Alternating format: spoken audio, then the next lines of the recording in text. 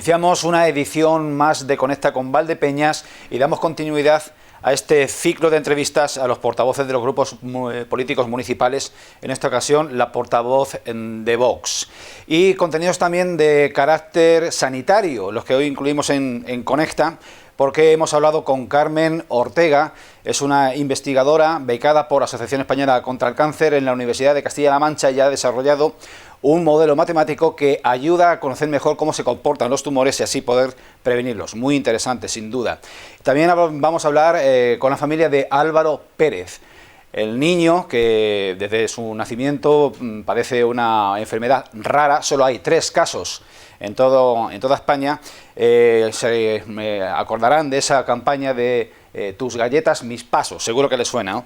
En tiempos anteriores. Bien, esa campaña ha perdido cierta fuerza, cierta presencia social, pero las necesidades de este niño y de esta familia siguen ahí y son muy perentorias.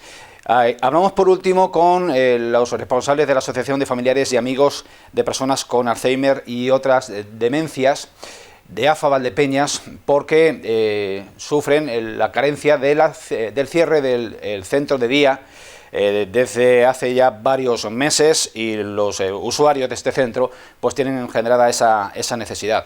Vamos a tratar todos estos contenidos en el programa de hoy.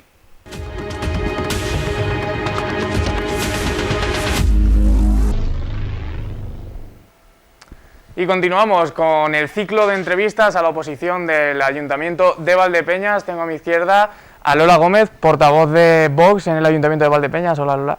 Hola, Javi, ¿qué tal? Buenas. La primera pregunta, Lola, se me hace inevitable que no sea algo relacionado con la pandemia. El papel del equipo de gobierno local, obviamente, en esta pandemia, ¿qué os ha parecido como grupo municipal? Bueno, pues teniendo en cuenta, en primer lugar, muchas gracias por la entrevista. Teniendo en cuenta que desde el Gobierno Nacional Socialcomunista, que lo ha hecho y lo ha gestionado fatal, con más de 100.000 muertos a sus espaldas, bajamos peldaños a las siguientes administraciones y tenemos 17 reinos de taifas, entre ellos Castilla-La Mancha. Pues imagínate que decretan cuando quieren, como quieren y como les da la gana. A nivel local, pues yo recuerdo que cuando empezó todo este tema, quien realmente se volcó en el hospital, que era la primera línea de fuego, fueron los ciudadanos. O sea, yo recuerdo empresas que iban a llevar EPIs, iban a llevar mascarillas, iban a llevar guantes, todo lo que tenían a mano, empresas, ciudadanos haciendo mascarillas, todo lo llevaban al hospital. Como luego interiormente se gestionara, eso ya es otro cantar. Pero la gente, el pueblo, los ciudadanos, fueron los que llegaron a primera línea de fuego. De hecho, se creó una asociación que se llama Sobal, que era de voluntarios del hospital, para precisamente recoger todo eso y llevarlo al hospital con urgencia, porque, bueno, pues si había 20, 30, 40, 50 enfermos y los que estaban en primera línea, los médicos, las enfermeras, todos los que componen el hospital, pues que tuvieran su protección y sus herramientas. Desde nuestro grupo municipal, lo que hicimos en aquel entonces, yo recuerdo que el día 24 de marzo presentamos una moción que no fue aceptada, como todas las que presentamos, en la que propusimos un plan de contingencia fiscal. Sabemos que los impuestos, los ingresos iban a bajar, pero se iban a compensar con el superávit. Propusimos además que, bueno, pues los gastos superfluos, políticos y demás, que se quitaran y se utilizaran para el tema de la pandemia. Por supuesto, la reducción de tasas y todo aquel impuesto que fuera competencia del ayuntamiento, que se pudiera retrasar su cobro, por ejemplo, el ICIO, la plusvalía, en fin, todo lo que fuera competencia municipal. Lola, si te parece, Sí. Me gustaría primero que nos centráramos en cómo veis vosotros el papel del equipo de gobierno, y después, si quieres, nos centramos en las propuestas sí, que ha hecho Vox, que además sí. me interesa y os vamos a preguntar, pero primero me gustaría que me contestaras a... Pues es lo que te digo, que desde el principio quien realmente se volcó con todo este tema fueron los ciudadanos. Sí. Yo le voy a poner nota, suspenso, desde el principio, ¿vale? Y bueno, pues no quisieron desde el principio quizás llevar a cabo todo esto que te he comentado antes, como por ejemplo el tema de la reducción de impuestos y demás. Y bueno, pues a todos nos cerraron, todos estuvimos metidos en casa y solamente hubo determinadas personas, llámense ciudadanos, que fueron los que estuvieron ahí en primera línea, ayudando a los que estaban en primera línea. Desde el equipo de gobierno sí que hicieron algo, que fue cada semana hacíamos una reunión de portavoces para ayudar, todos nos ofrecimos a ayudar, aportar ideas, lo que fuera, y bueno, pues no se aceptaban, no se aceptaban. Principales ideas o propuestas, mociones que se aportaron desde hasta el día de hoy. Claro, entonces lo que os comentaba antes, lo que nosotros aportamos era en ese tema. Incluso llegamos a aportar el hecho de que nos quitaran a los grupos municipales esa subvención, esa asignación que nos dan 50.000 euros al año para ayudar en el tema de la epidemia, ¿no? A las personas más vulnerables, a las pymes, a quien fuera en ese momento que lo necesitara, ¿no? Tampoco se nos hizo caso. Después volvimos a presentar otra moción, que era hacer las PCRs a toda la población. Además es que es muy gracioso, porque el alcalde suele decir cuando presentamos una moción que como no está completa y no se la damos detallada, cosa que nosotros le lanzamos la moción con todo detallado, pero nunca está conforme. Entonces, ¿qué nos dice? No, necesito más detalles, ¿cómo lo haríamos? Tal. No, perdona, yo te doy la idea, te doy cómo la tienes que hacer y tú la haces, que para eso gobiernas. ¿Necesitas mi ayuda? La vas a tener, pero ahí la tienes. ¿Qué ocurre? Pues que presentamos una moción, dijimos, vamos a presentar una moción completa, con pelos y señales, como se suele decir, y presentamos la de las PCRs a toda la población, hacer un cribado, positivos en casa, negativos a trabajar, y no se pierde ni economía ni salud. Por otro lado, presentamos otra en la que dijimos que todas las mascarillas gratuitas para toda la población. Había dinero, ¿no? Según decía el alcalde, pues vamos, no ha habido fiestas, no ha habido nada, pues todo ese dinero que se va ahorrando, incluso aquellas partidas presupuestarias que no se pudieran utilizar en un momento determinado por por lo que fuera, porque no eran necesarias, pues hacer una modificación y pasarlas para ayuda al coronavirus. Bien. Pues nada, unas mociones que sinceramente eran importantes en aquel entonces y que bueno, yo creo que siguen siéndolo y que no se aceptaron. Por ejemplo, el tema de las mascarillas, hay gente que, sabemos que hay mucha vulnerabilidad ahora mismo en Valdepeñas, pues hay gente que tiene que decidir entre comprar leche o comprar mascarillas, porque no se ha bajado, o sea, el precio.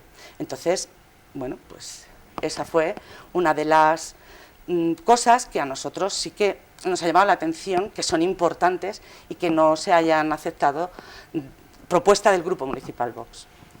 Habéis sostenido en varias ocasiones, tanto el Grupo Municipal Vox como otros grupos, esa prepotencia que en palabras vuestras la habéis usado varias veces del gobierno local para aceptar mociones o para que incluso lleguen a pleno. ¿Consideráis que esto es algo que debe cambiar sí o sí para que haya un consenso entre todos los partidos y demás en el ayuntamiento? Mira, se me ha olvidado comentarte una cosa que para nosotros es importante. A pesar de todas esas propuestas, las iniciales del tema de la presión fiscal y de reducir los impuestos y demás, al final lo llevaron a cabo. O sea, quiero decirte que el trabajo que está haciendo el Grupo Municipal Vox y esas propuestas, públicamente no han dicho que las han cogido de nuestras ideas, pero lo están haciendo, con lo cual nos felicitamos. O sea, que consideráis que se las apropian las ideas. Bueno, que no nos importa, cuidado, que nosotros nos dejamos ahí para hacerlo, cuidado, y si hay que ayudar, se ayuda, no tenemos ningún problema.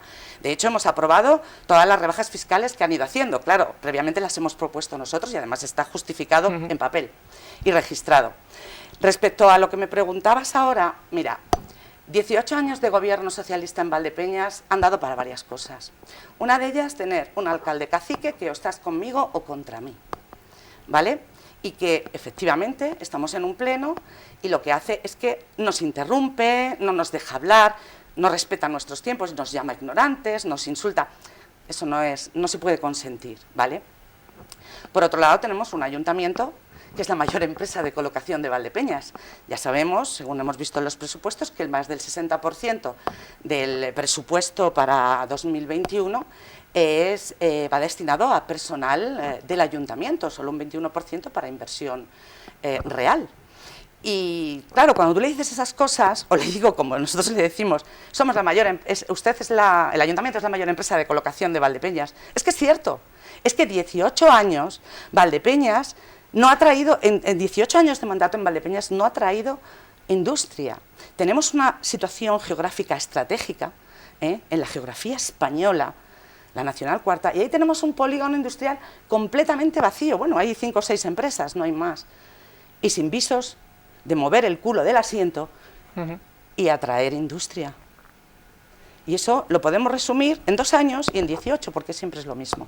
Y sí que nos gustaría, precisamente el otro día hablábamos de ese acuerdo que podíamos llegar, los grupos de la oposición con el gobierno, para que nos deje nuestro tiempo de intervención en un pleno, que no nos interrumpa, pues como hacen en todas las instituciones, desde el Congreso, el Senado, la Junta, pues que nos deje hablar.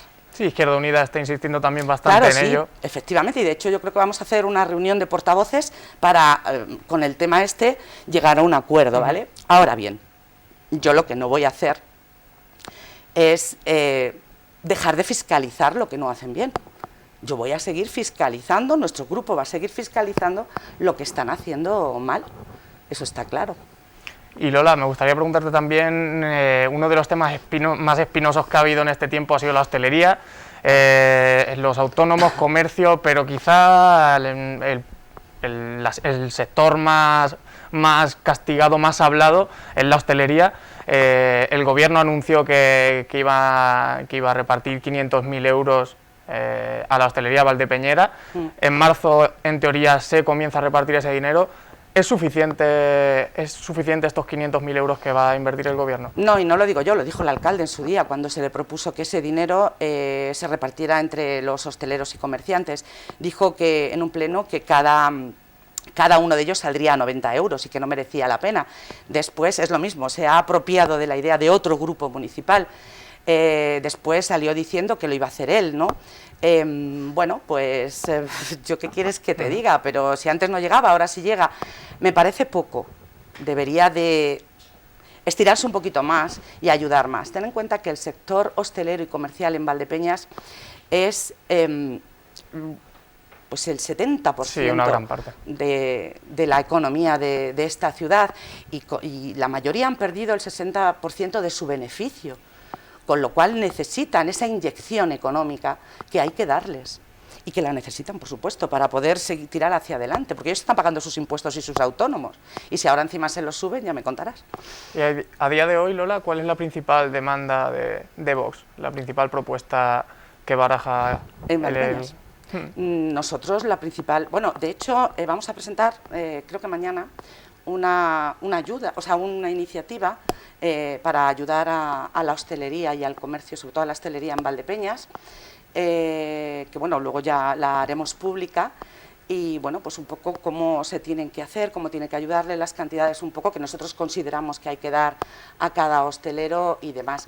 Entonces, ahora mismo nosotros estamos, la salud es muy importante, pero ambas van de la mano, la economía también, con lo cual nosotros ahora mismo lo que pedimos es esa inyección económica y esa ayuda a los autónomos. Yo soy autónoma, mi compañero es autónomo, sabemos lo que se sufre cuando no llegas. Y cuando tienes que cerrar tu negocio porque no llegas, y cuando tienes que seguir pagando autónomos y tienes que seguir pagando impuestos y no llegas. Claro que entendemos a los hosteleros, claro que entendemos a los comerciantes, y en eso estamos nosotros, y de hecho vamos y les apoyamos, estamos en la plaza con ellos, hablando con ellos, nos cuentan, nos hemos reunido con las asociaciones empresariales también, y bueno, pues, y con ellos hablando. De todas formas, la reunión que mantuvieron con el alcalde parece ser que les dijo que hasta noviembre no iban a cobrar. Intentaremos forzar para que cobren antes. Y abriendo un poco el mapa geográfico, resultados históricos en Cataluña de Vox, 11 escaños, imagino que sería en parte una grata sorpresa.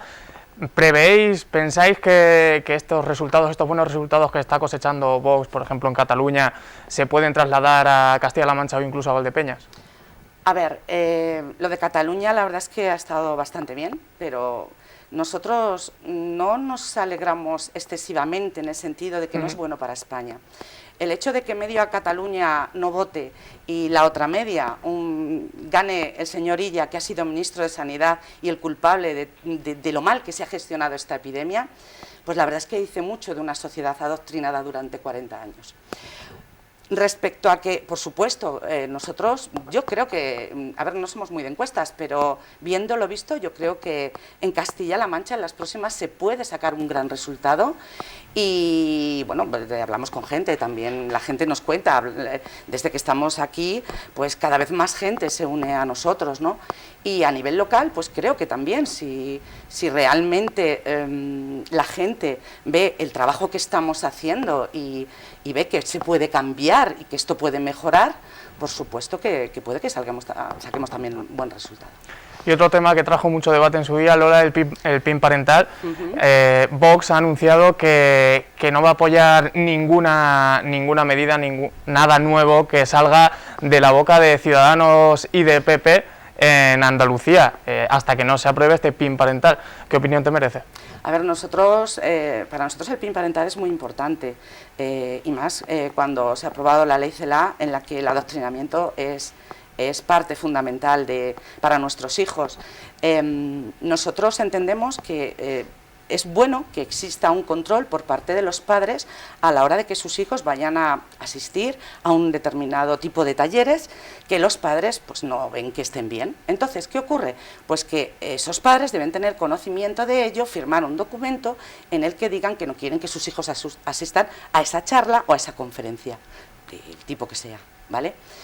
¿Qué ocurre? Que me acabo de enterar ahora de lo de Andalucía, me lo has comentado precisamente tú, y bueno, pues si mis compañeros han decidido que hasta que no se apruebe la iniciativa, ¿no?, por lo que me estás comentando, no se van a aprobar ningún otro tipo de iniciativas o de sí, que no va a apoyar, acuerdos, no se van a apoyar, pues lo que ellos hagan a mí me parece estupendo.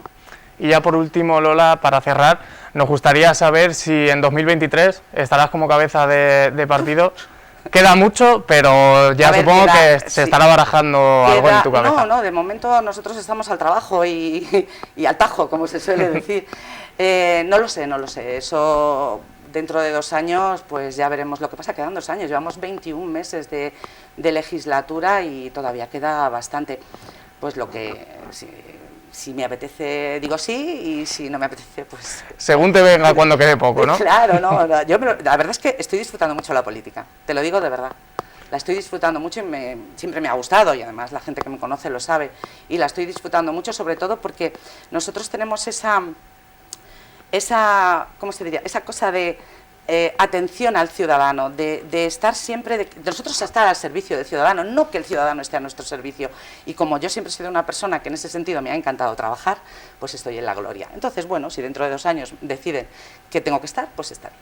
Pues muchísimas gracias, Lola. Lola Gómez, portavoz de Vox, muchas gracias. Ya sabes que aquí, bueno, intentamos ser un megáfono para todos los partidos.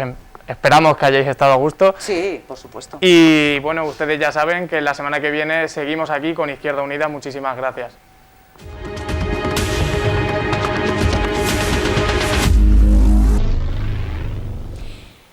Bienvenidos. Hoy hablamos con Carmen Ortega, que forma parte de un grupo de investigación de la Universidad de Castilla-La Mancha, que esta semana ha sido noticia por descubrir un modelo matemático que nos podría ayudar y mucho con 2 tipos de cáncer. Hola Carmen, ¿qué tal? Hola, buenos días, Elisa. Encantada de conocerte. En primer lugar, una pregunta que a lo mejor para ti es muy sencilla, pero para los demás, ¿no? ¿En qué consiste el día a día de una investigadora? A ver, nuestro día a día básicamente pues, consiste en intercambiar ideas, en leer, en seguir aprendiendo, en tratar de estar a la última en lo que van descubriendo otros compañeros y básicamente pues, tratar de aportar nuestros pequeños avances, en nuestro caso en la oncología. Entonces es un trabajo en equipo. ¿Cuántos sois concretamente en ese grupo? Pues ahora mismo en Molab yo creo que son unas 12 personas más o menos. O sea, un grupo bastante grande. Hay investigadores senior, investigadores predoctorales, sí, postdoctorales. ¿Y por qué un modelo matemático? ¿Cómo los podemos entender los que no somos científicos? ¿Cómo no lo puedes explicar? Bueno, al final los modelos matemáticos no dejan de ser otro tipo de modelo, igual que tenemos muy normalizado que se usen modelos animales, como ratones, por ejemplo, en la investigación, pues los modelos matemáticos constituyen otra alternativa. En nuestro caso, lo especial o lo más diferente es que lo aplicamos a la oncología. Quizás en otros campos como la ingeniería pues es mucho más habitual y no nos suena tan raro, pero también tiene mucho que decir en medicina. ¿Y en qué consiste concretamente ese modelo y en qué nos puede ayudar? Pues el modelo que hemos desarrollado, el que habéis visto últimamente, se basa en imágenes médicas, en imágenes de PET. Y entonces lo que hacemos es localizar dónde se encuentran las células más activas del tumor, las que están consumiendo, digamos, más energía o quizá proliferando más. Y entonces buscamos el punto en el que se encuentran, buscamos también el centro geométrico del tumor y medimos esa distancia. Entonces, a partir de esa medida hemos definido un marcador y lo que hemos visto es que es capaz de clasificar a los pacientes en función de su pronóstico. Es decir, que nos permite en cierto modo anticipar cómo se va a comportar o cómo va a evolucionar el tumor de un paciente a partir de su imagen médica en el momento del diagnóstico y en parte establecer el riesgo real que tiene un tumor, pues eso, con anticipación. ¿Y por qué concretamente con estos dos tipos de cáncer? Supongo que trabajáis con células reales, ¿no? Trabajamos con imágenes médicas de pacientes, es decir, el grupo trabaja mano a mano con distintos hospitales, en este caso, en este trabajo con el Hospital General Universitario de Ciudad Real y con el de Albacete, y básicamente ellos nos han pedido imágenes de pacientes, sobre todo la doctora Ana García Vicente, y entonces con esas imágenes mis compañeros digamos, pueden analizarlas con el ordenador y usando distintos algoritmos y demás, y a partir de ahí extraer información que, más allá de ayudar al oncólogo o al radiólogo a localizar el tumor y a establecer un diagnóstico, pues también nosotros podemos extraer otra información que nos permite pues desarrollar los modelos y encontrar pues medidas que pueden seguir ayudando al oncólogo y al radiólogo. ¿Y quién decide investigar dentro del cáncer de pulmón y de mama? ¿Tenéis una persona responsable dentro del grupo? ¿Cómo funciona? Simplemente que en el caso de los tumores de mama y de pulmón teníamos una cohorte bastante grande, porque siempre es importante que los modelos se hagan con un número de pacientes elevado, y empezamos por ahí, pero la idea es seguir extendiéndolo a otros tipos de tumores y pues validar el marcador, ¿no?, para que realmente pueda ser útil en la práctica clínica. ¿Y en qué puede ayudar a partir de ahora este modelo si sale de vuestro laboratorio? ¿Se puede predecir mejor esos tipos de cáncer? Sí, básicamente la idea es que se sumaría a las herramientas que ya tiene el oncólogo a la hora de tomar pues decisiones y de establecer el tratamiento que va a poner a cada paciente. Entonces, lo que a nosotros nos encantaría es que, igual que se determinan otras medidas que ya están como muy dentro de la rutina pues ya te digo, de un oncólogo, pues incluirla dentro de ese arsenal y que en cierto modo pues pueda darle más información y en este caso ayudarle a anticipar cómo va a evolucionar el tumor. Y Carmen, más allá de concretamente este hallazgo que habéis hecho, ¿cómo ves tú el papel de la mujer y la ciencia ahora que se juntan el día que ya pasó de la niña y la ciencia y el Día Internacional de la Mujer, desde tu propia experiencia? Bueno, la verdad que mi experiencia personal hasta ahora ha sido buenísima. Es cierto que supongo que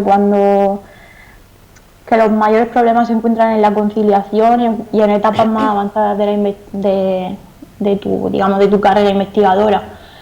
Yo creo que el papel de la mujer en la ciencia es exactamente igual de relevante que el del hombre, vamos, que un poco lo que tenemos que perseguir es esa igualdad de condiciones y de, vamos, que estamos mano a mano todos. ¿Y la situación de la investigación en España, que siempre está en entredicho? Tú has decidido quedarte, pero hay muchos otros que de momento ni pueden volver, ¿no?, porque no tienen... Pues sí, a ver, ahora mismo en la etapa predoctoral, en cierto modo yo ahora cuento con una ayuda predoctoral de la Asociación Española contra el Cáncer, y para mí, pues, digamos que ya tenemos una cierta garantía durante un par de años o 3, pero es cierto que estamos sujetos a una inestabilidad total y que en España pues evidentemente no se destina el dinero suficiente de la financiación pública a la investigación. Y al final, pues si no podemos trabajar aquí, pues la gente tiene que irse fuera, no hay otra. Y Carmen, ¿qué le dirías tú como investigadora a la gente que pone un poco en entredicho el que se haya sacado una posible vacuna, una posible cura para un virus en solo un año? ¿Es posible si mucha gente se pone a trabajar al mismo tiempo? A ver, yo creo que sí, que es un ejemplo además precioso, ¿no? Que cuando focaliza los recursos económicos y humanos en una misma causa, pues los resultados se obtienen más rápido. Las vacunas son seguras y han pasado un montón de protocolos que, digamos, que esto está muy estandarizado y que hay mucha gente que, por ejemplo, yo no tengo ni idea de biología, pero confío en que hay mucho trabajo de muchos profesionales detrás. Y para terminar, ¿en qué estáis trabajando ahora? ¿Cuál puede ser el próximo punto de descubrimiento en vuestro grupo de investigación? Pues en relación con el trabajo que acabamos de publicar, un poco lo que te he dicho, ahora se está desarrollando, mis compañeros están desarrollando un trabajo más clínico en el que están tratando de incluir el biomarcador. Bueno, el objetivo final sería incluirlo en la rutina, en la práctica clínica, y en el grupo hay muchas líneas de trabajo. Tenemos líneas de tumores hematológicos, yo en mi caso trabajo con dinámica evolutiva de tumores, tenemos otros compañeros con neuroblastoma, con metástasis cerebrales, con hipertermia, un montón de líneas. Pues ojalá que sigáis teniendo tan buenos resultados. Muchísimas gracias, Carmen. Muchas gracias a ti, Elisa. Y muchísima suerte también. Gracias. Hasta luego. Hola, soy Carmen y soy investigadora predoctoral de la Asociación Española contra el Cáncer en Ciudad Real. Actualmente estoy desarrollando mi tesis doctoral en el grupo de Oncología Matemática de la Universidad de Castilla-La Mancha. En nuestro grupo usamos modelos matemáticos para tratar de entender un poquito mejor cómo se comportan los tumores. En primer lugar, tenemos que tener en cuenta que los tumores están formados por células vivas y que, como cualquier otra célula, pues necesitan nutrirse para poder crecer y proliferar. La nutrición y la proliferación la englobamos junto a otros procesos celulares dentro de lo que conocemos como metabolismo. Hoy en día disponemos de herramientas técnicas como la imagen médica que nos permiten ver este metabolismo tumoral desde fuera. Estas imágenes, además de ser fundamentales para localizar las lesiones y para establecer un diagnóstico y un tratamiento, pues también nos pueden aportar otra información muy útil si las miramos con un poco más de detalle. Recientemente hemos publicado un trabajo en el que describimos una nueva medida en tumores de mama y de pulmón. Lo que hacemos usando imágenes de PET-TAC y métodos matemáticos y computacionales es medir, en primer lugar, dónde está el centro geométrico del tumor o el centroide. Es decir, si el tumor fuese idealmente una esfera perfecta, pues buscaríamos dónde está el centro de esa esfera. A continuación, buscamos también la zona de máxima actividad del tumor, es decir, el punto en el que se concentran las células que están consumiendo nutrientes de forma más activa. Y por último, medimos la distancia normalizada entre esos dos puntos. Bien, pues esta medida ha demostrado ser útil para clasificar a los pacientes estudiados en función de su pronóstico. De esta manera, si usamos esta medida, podemos establecer el riesgo real de un cáncer de pulmón o de mama, anticipar un poco si va a ser más agresivo o menos agresivo y así ayudar en la toma de decisiones terapéuticas. Este trabajo pone fundamentalmente de manifiesto la utilidad de las matemáticas en la medicina y también las ventajas de trabajar en un equipo interdisciplinar. Gracias a la Asociación Española contra el Cáncer y a su financiación, personas como yo podemos llevar a cabo pues nuestra tesis doctoral y además otros muchos proyectos de investigación se están desarrollando en nuestro país. Así que gracias por contribuir con tu ayuda en las iniciativas de la Asociación Española contra el Cáncer y ayudar así a mover la investigación en cáncer en España.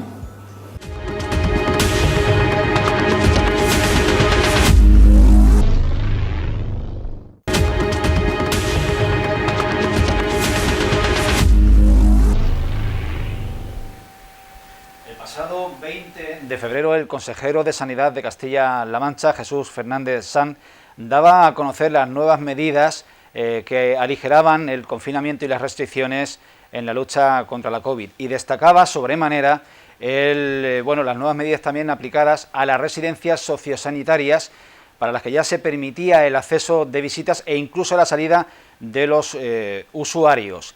Excepciones a esta novedad, a esta grata novedad, los centros de día. Los centros de día que, como en el caso de el que gestiona, el que tiene en Valdepeñas o el que puso en marcha en Valdepeñas la Asociación de Familiares de Enfermos de Alzheimer, AFA, permanece cerrada, como todos los centros de día de estas características, en Castilla-La Mancha y en Murcia, no así en las restantes comunidades autónomas de nuestro país. Consecuencia, los usuarios estén en su casa. Después de haber generado una necesidad por el uso diario de este servicio, que evidentemente mejora su calidad de vida, pues llevan un tiempo excesivamente prolongado sin él, y hay algunas medidas paliativas, pero que no son suficientes. Tenemos con nosotros en este plató de Televaldepeñas, una vez más, a los responsables de AFA Valdepeñas, Noemí Martínez y Vicente Salas. ¿Qué tal, señores? Bien. Bien, gracias. No sé si lo he expuesto con suficiente detalle o con demasiado detalle, pero esta es la situación. Los usuarios de las residencias, de los centros de día, de personas que padecen Alzheimer u otras demencias, están sometidos a la ausencia de este servicio, sobre el cual ya habían generado pues una necesidad por el uso cotidiano. Sí, desde luego, desde luego esta situación que se está dando y que se está alargando en el tiempo, la verdad es que está siendo ya muy contraproducente para ellos. De hecho, hay desde la Federación Castellano-Manchega, en la que obviamente AFA Valdepeñas forma parte, se habla de que un 22% de los usuarios han fallecido. Vaya. Un 52% ha retrocedido muy fuertemente. Por lo tanto, nos encontramos con que va quedando muy poca gente que realmente se esté trabajando con ellos, porque a pesar de que se esté trabajando por internet y demás, pero muchos de ellos no tienen ni capacidad, lógicamente, para hacerlo por este medio, si no es de una forma personalizada, que es lo que siempre hemos pretendido desde las asociaciones y que la pandemia de momento se ha encargado. La pandemia y también la situación política, porque como bien decías, en Castilla-La Mancha junto con Murcia somos de las autonomías que no se tiene en cuenta este aspecto, mientras que los demás están abiertos los centros de día como sitios seguros, es decir, con todas las atribuciones posibles, tal como indica la ley, pero en este caso ni Castilla-La Mancha ni Murcia se han abierto. Por lo tanto, estamos en esa reivindicación continua. Vuestra asociación y supongo que otras habréis contactado en todo este tiempo ha habido de hablar de ello y de debatir con las autoridades, con la consejera de, no sé si dependa más de la Consejería de Sanidad, sí, o la de Servicios Sociales. ¿Qué causas os dan para no volver a abrir los centros de día? Depende de la apertura o no, depende de Sanidad. Entonces, a nivel de la Federación de Castilla-La Mancha, mantuvimos una videoconferencia, los representantes de FEDACAN, donde se les puso, además de que ya se le habían mandado correos sobre el tema, entonces nos dijeron que tomaban nota de que dentro de las prioridades fuera una de ellas la de que se vacune a nuestros usuarios. Es decir, que ahora mismo se ha abierto la residencia, ¿por qué? Porque todos los usuarios y todo el personal está vacunado. Entonces, inmediatamente que se vacunen a los usuarios de los centros de día, será cuando normalmente se pueda aperturar los centros de día. Bueno, y esta falta de unidad de criterio y de acción entre las consejerías de los distintos territorios, de las distintas comunidades autónomas, bueno, ¿a qué se debe? Porque es que lo estamos viendo todos los días, que las normas, los horarios de toque de queda, la apertura o por poblaciones o por cierres perimétricos de las comunidades, cada comunidad lo está haciendo y además lo está haciendo en el día a día, según la necesidad va surgiendo. Vemos que de manera simultánea y no como novedad, sino como una rutina que se trata de establecer, se lleva a cabo una campaña que ya en las comunidades del norte y sobre todo en los países europeos no es ninguna novedad, para generar entornos amigables y solidarios con las personas afectadas y con sus familias. Hablarnos de ello.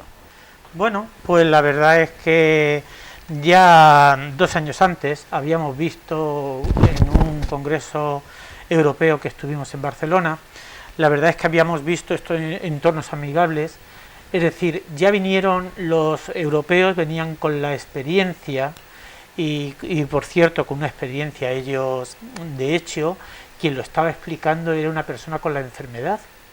En el principio de la enfermedad y estaba diciendo, todos estos entornos amigables estamos trabajando sobre ello. La verdad es que a nosotros nos causó impresión y no creímos que quizás se podría hacer en España, pero CEAFA, la Confederación Española, bueno, pues ha cogido perfectamente este testigo de Europa, en donde está trabajando por tantos años, y lo ha traído también a nuestro país.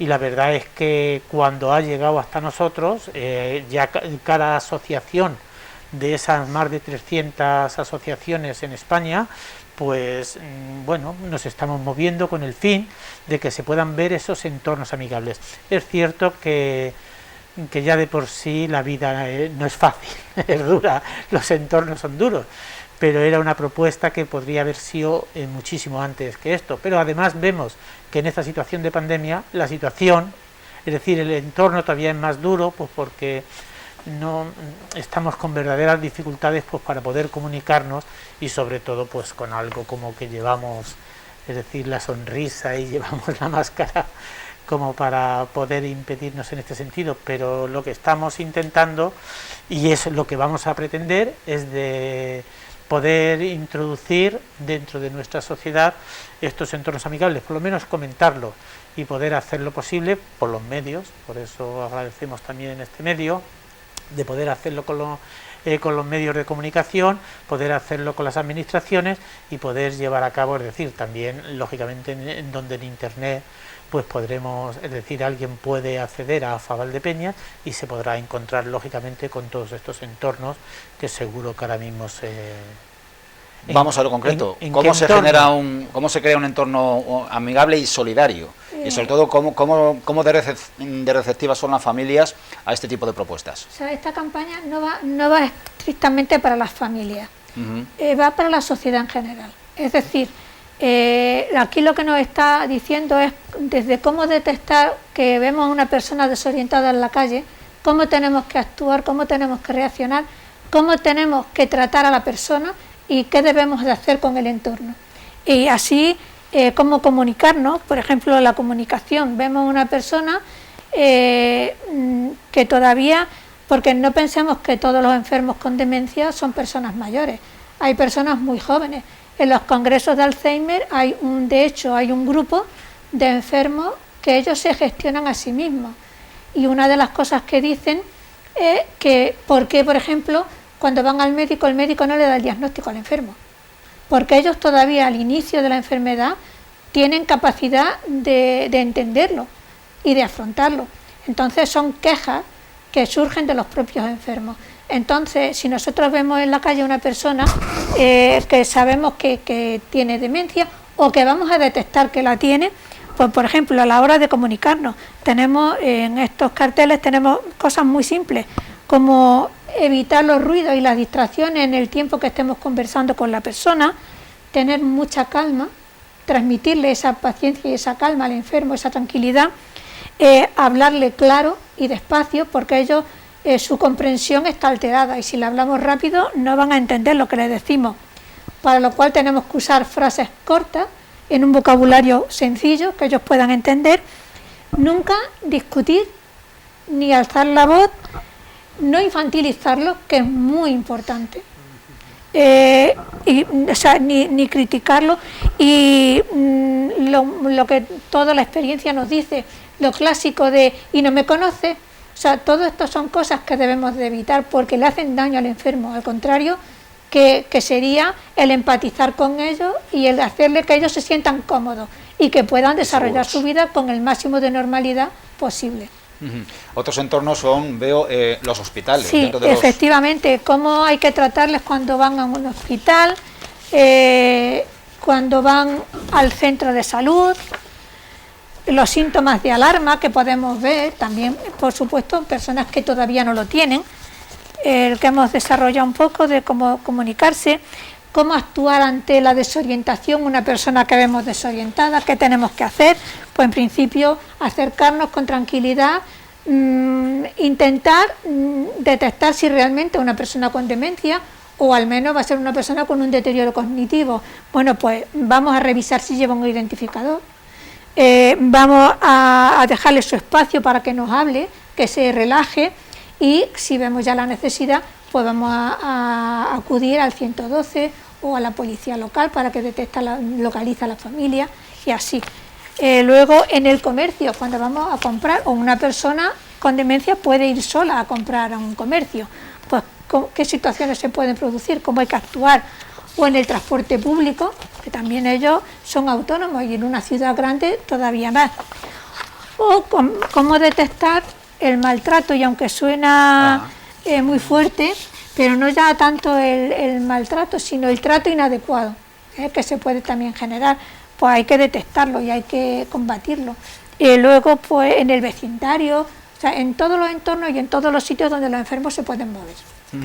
De hecho, en las circunstancias ahora mismo en las que estamos, el hospital sería algo más normal, no tanto en el centro de salud que se está tratando este aspecto sanitario por teléfono, pero lo que sí que es cierto que hoy, saliendo un poco, puede ser en el vecindario, es decir, en nuestro vecindario, que puede ser de una gran ciudad o puede ser de una población como la nuestra.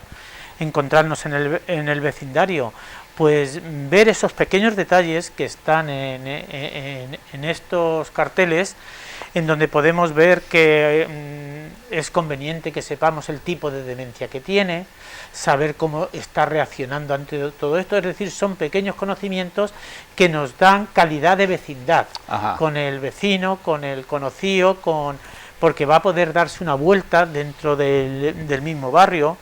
Por supuesto, no debemos discriminar, no tener prejuicios. Recuerdo perfectamente cuando comenzamos allá por el año 2000 con las terapias, en uno de los pisos que teníamos, las familias de aquel edificio tenían tantos prejuicios contra el enfermo de Alzheimer, que entonces no teníamos un conocimiento completo, pero hasta impedían que pudiéramos coger el ascensor, porque estábamos en un tercero, en aquel piso que el ayuntamiento nos permitió estar trabajando durante un tiempo antes de tener el centro de día. Quiero decir que algo tan simple como esa actitud debe estar, es decir, no tener prejuicios, no excluir a la persona a la persona con demencia, lógicamente es la que estamos hablando, de una actividad grupal y algo. Es decir, son cosas tan básicas que debiéramos tenerlo en lo que es la educación propiamente dicha, luego lógicamente con la especificidad lógicamente del enfermo, pero no discutir con la persona y evitar lógicamente una confrontación. Eso es básico a todos los niveles, pero obviamente con estas personas que están teniendo. Y por supuesto lo que tenemos que hacer llegar, sin infantilizar la situación, es que la persona se sienta segura y protegida. Es decir, que se pueda encontrar por eso son entornos amigables y solidarios con la enfermedad de Alzheimer o con otro tipo de demencia. Hablamos de un conjunto de pautas, de recomendaciones para aprender a cómo interactuar con una persona que a simple vista detectemos que puede tener este problema o esta patología. De Alzheimer, Noemí, venimos hablando desde el siglo XX. Con anterioridad se agrupaba todo en las demencias o en las demencias seniles, etcétera. Pero como digo, ya es una larga trayectoria teniendo conciencia de lo que es el mal de Alzheimer. ¿Cómo de adiestrados estamos la sociedad en general para saber cómo tenemos que tratar a una persona que no es de nuestro entorno familiar, pero que necesita de nuestro auxilio, de nuestra asistencia, de nuestra ayuda en un momento determinado? Veo que no tenemos un nivel muy elevado cuando son necesarias estas campañas. Efectivamente. Y además cuando tú tratas, pero incluso con personas que tienen familiares, necesitan entenderlo lo primero y aprender. Por eso también va enfocado no solamente a la sociedad en general, sino también a aquellos que tienen enfermos. Como decíamos antes, lo más típico es de provocarle, o sea, insistirle en que tienen que reconocer algo. O a una persona que a lo mejor tiene delirio, que tiene cosas que no le podemos discutir porque ellos las están viviendo, es su realidad, sí, aunque no lo sepan expresar. Entonces lo típico es que se le discuta, No, eso no es así. O te están preguntando por su padre y tú le estás diciendo, pues su padre te murió hace muchos años, y te está diciendo que no. Pero es porque es su propia perspectiva, es su propia realidad. Lo que no podemos, y esto queda mucho por aprender en esta y otras tantas cosas, es no insistirle con lo que es la realidad objetiva nuestra. Bien. Porque nosotros lo vemos con objetividad porque nuestra mente está lúcida, pero ellos no es así. Luego otra cosa que tienen que aprender, o tenemos que aprender todos, es que la diferencia entre una persona que tenga una enfermedad mental y una persona que tiene una demencia es algo que desorienta muchísimo. Cómo una persona puede en un momento no reconocer lo que le rodea y en un pispás puede hablarnos como antes de padecer la enfermedad. Esa es la gran diferencia y sabemos que es una cosa que entorpece mucho, porque bloquea a la familia cuando dice, pero bueno, es que se está riendo de mí. Muchas familias lo ven así. Y no se está riendo de ti, es que la enfermedad es así. Tienen pequeños momentos de lucidez que nos pueden hacer ver como que realmente están bien. Vicente, finalmente, reitéranos cómo podemos acceder al contenido de esta campaña, cómo podemos informarnos. Bueno, lógicamente, además de que los medios de comunicación os hagáis eco, lógicamente, de esto, pero no cabe la menor duda que en la página web o en los medios como Facebook, Twitter, etcétera, redes sociales. En las redes sociales, AFA Valdepeñas sigue estando ahí y va a seguir haciendo funcionar. Por lo tanto, seguimos teniendo el teléfono de referencia que hemos tenido durante los últimos 25 años, que tenemos esas redes sociales donde cada día va a estar saliendo, lógicamente vamos a tener la información genérica en este medio, como es un cartel, pero también las guías en las que se pueden aludir, lógicamente, pues para poder, es decir, que ante cualquier duda, ante cualquier situación, lógicamente de nuevo se puede llegar a AFA Valdepeñas y poder desarrollar esta campaña, que ya digo que hoy se cronifica un poquito más, pero por las circunstancias, pero que de todas formas el entorno amigable debía de ser o tiene que ser siempre.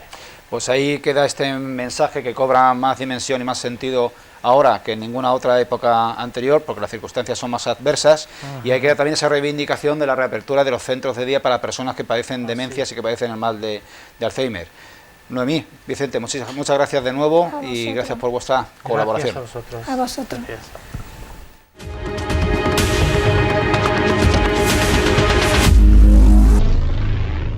Mami, si yo te pregunto cómo han sido estos 6 años, ¿qué resumen nos puedes hacer de la vida de Álvaro y de los 4 juntos? Pues bueno, difíciles, sin saber, llegó todo de repente sin saberlo, difíciles, pero bueno, aprendiendo también mucho de él y de toda la gente, agradeciendo a toda la gente que nos está ayudando desde que empezamos, así que bueno. No es una situación normal, pero intentamos hacerla lo más posible adaptada a la vida de los 4 juntos. ¿Vosotros habéis escuchado algún nombre de alguna enfermedad rara? ¿Sabíais que existían enfermedades raras? ¿Cómo os quedasteis en el momento que os tocó a vosotros? Sí, a ver, enfermedades raras habíamos escuchado y sabíamos.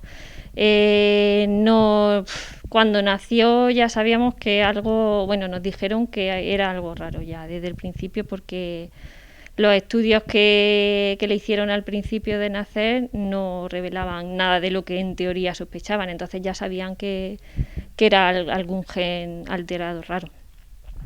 Y bueno, pues lo conocíamos, pero nunca piensas que a ti te puede tocar. Y a medida que va creciendo se necesitan más cosas y vosotros lucháis por algo mejor. Al principio tiene una sillita, me contabais que ahora necesita, para tener más libertad, una independencia, una sillita eléctrica.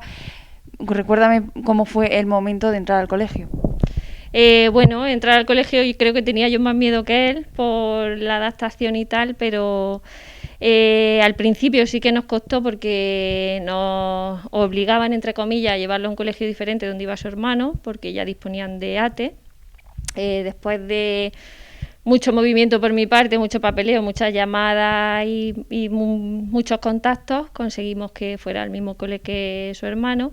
Y ya una vez dentro del cole, la verdad que estamos encantados porque siempre están dispuestos a ayudarnos. Sí que el cole no está adaptado, que está solicitado desde hace ya tiempo que pongan ascensor o algún tipo de método para poder subir con él a la planta de arriba, pero por ahora no tengo constancia de que esté nada hecho. ¿Y me puedes contar tú, Pedro, en todas estas iniciativas desde que nació Álvaro, qué solidaridad habéis visto, cómo han sido esos eventos y con qué ayuda habéis contado con el Viñalbal y demás en el pueblo de Mamen? Sí, tanto en Valdepeñas como en La Carolina, la verdad es que la solidaridad es grandísima. Nos han apoyado en Ulloa y en otros sobre todo, aquí con Viñalbal y con Valdepeñas Comercial, con un montón de gente que conocemos y haciendo diversidad de actos, por un lado y por otro, que así es como podemos más o menos ir financiando o ir pagando los fisios, viajes y el resto de terapias que tiene Pequeñín. Si no fuera por eso, hoy en día no podíamos tener ni a lo mejor ni un 15 o un 20% de lo que tiene Álvaro ahora mismo. Lo que habrá ganado es gracias a todo lo que nos ayudan y todo lo que nos estamos moviendo, que no paramos de hacer cosas, pero solamente para ir pagando todo este tipo de cosillas. Y la verdad es que la solidaridad tanto de Valdepeñas como de La Carolina es impresionante. Y de repente llegó una pandemia que la mitad de las cosas no os ha permitido hacer, ¿no? Pues sí, nosotros disponíamos de un montón de cosas por hacer, que a través de mucho trabajo de toda la familia y amigos y demás, pero sobre todo nuestra, pues podíamos ir pagando los oficios y resto de cosillas, como por ejemplo con el Viñalbal y con el fútbol sala. No puede ir gente, no podemos trabajar, no podemos sacar dinero, no podemos ir pagando, entonces ahora es bastante, pero bastante más complicado. Y habéis luchado, me contabas tú, hasta que por las restricciones no sean las mismas que para las personas que no tienen este tipo de problema, ¿verdad? Sí, por ejemplo, nosotros sobre todo para Álvaro es una terapia fundamental la terapia acuática, es lo que más le ayuda. Y íbamos al centro de educación especial, hacíamos uso de esa piscina, pero claro, por el COVID estaba cerrada. Y claro, entonces solicitamos para poder ir a la piscina municipal, pero tampoco podíamos, porque sí que estaba abierta para deportistas federados, pero no para personas que tuvieran que hacer rehabilitación. Entonces, hasta que Sanidad lo ha decretado y hemos empezado hace poquito, muy poquito, que ya estábamos un poco desesperados, la verdad. ¿Y qué tal vivisteis en familia el confinamiento general? Pues la verdad es que mejor de lo que esperábamos, porque estamos acostumbrados a estar en casa lo justo, pues por eso lo que te comentábamos, de un día tenemos piscina, otro día tenemos fisio aquí, otro día tenemos Madrid, fin de semana sí, fin de semana no tenemos Valencia. Entonces, pues el parón ese, al principio para nosotros era impensable disfrutar de la casa, porque en realidad no estábamos aquí mucho. Y los 4 juntos jugando, aprovechábamos el tiempo, la verdad que bien. Y esta casa, me comentaba tu mujer, que no está preparada para Álvaro y su crecimiento. Estáis buscando opciones y parece que también hay trabas para que os den ayudas para adaptar una casa desde cero, contando un poco. Sí. Esta casa, por desgracia, nosotros no la hicimos desde cero y la hicimos a nuestro gusto, sabiendo los metros o dependiendo de los metros que teníamos. Entonces, por las escaleras hemos mirado opciones de ascensor, de montacargas y demás, pero no es factible. Todo el gasto que va a tener se incrementa a lo que cuesta y eso, si pusiéramos ascensor, sería echar dinero, si no habría. Tenemos que buscarnos una de una planta única adaptada totalmente, Álvaro. ¿Qué pasa? Que al hacerte una tenemos 0 ayudas, 0 euros al ser planta nueva. Si esta la modificásemos, si esta se adaptase a él, que nunca estaría adaptada porque poniendo un ascensor, el día que se vaya la luz, no tenemos. Aunque me digan que tiene garantía y tiene el mantenimiento va a venir 24 horas, cuando se rompa o algo de eso no podríamos, entonces estaríamos en las mismas. Al irnos a otra, como es casa nueva, 0 euros de ayuda. Eso es lo que tenemos, o sea, 0. Tenemos que vender esta, más vendida porque le perderemos 1/3 de lo que nos costó y ahora hacer otra hipoteca, pues bastante más de la que nos costó esta en su primer día. La verdad es que es una pena que no haya... En nuestro caso, sí, para modificar esta, sí, pero es que no podemos modificar una casa de 3 plantas, no se puede. Entonces, es una pena que esto a día de hoy esté así. Es una triste desgracia, nos toca a nosotros, habrá otras familias que tengan algo parecido, pero la verdad es que es una triste desgracia, es que no te puedo decir otra cosa. Y desde aquí, que os estarán viendo tanto los responsables que se encargan de repartir fondos públicos como la gente, ¿qué pedís sobre todo en investigación?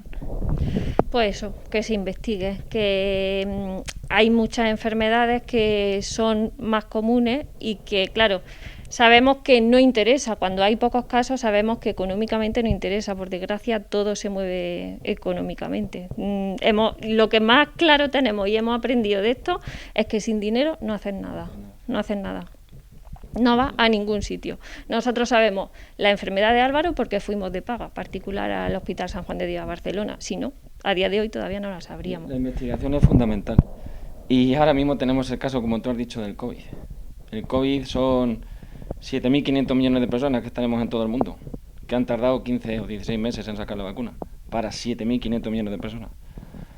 Álvaro, creo que en España la miopatía congénita de titina, que es su enfermedad, está Álvaro, que conozcamos, y luego nos han dicho que puede haber un caso en Málaga, Gran Canaria, no en Málaga, sí, 2 casos, creo. En total 4 o 5 casos. 4 o 5 casos como mucho en España. ¿Qué investigación van a hacer para 5 casos en España? En Europa 40, en el mundo 100.